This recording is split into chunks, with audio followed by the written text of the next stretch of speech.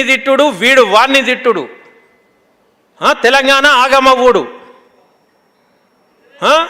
మేడారంలో పోయి cabinet meeting పెడతారు. ఈడ లేదా నీకు సెక్రటేరియట్ లేదా? క్యాబినెట్ మీటింగ్ పెట్టుకోవడానికి గది లేదా? ఏం రుబాబురా మీది? సమ్మక్క జాతరకు పోయి పూజ చేసుకొని రాన్రి.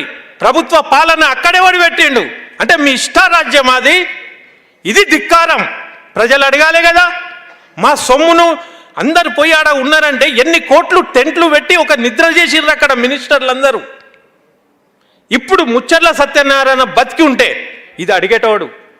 ఆ స్ఫూర్తి రావాలి మనకు. ప్రతి దినం గవర్నమెంట్ మనకు ఒక్కొక్కటి వదులుతుంది. మనం ఎక్కడ మనకు అర్థమయ్యి చెప్పే లోపు ఇంకోటి స్టార్ట్ అవుతుంది.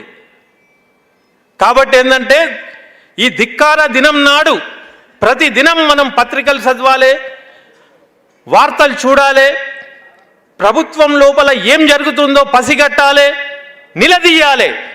అప్పుడే మన రాజ్యం వస్తుంది.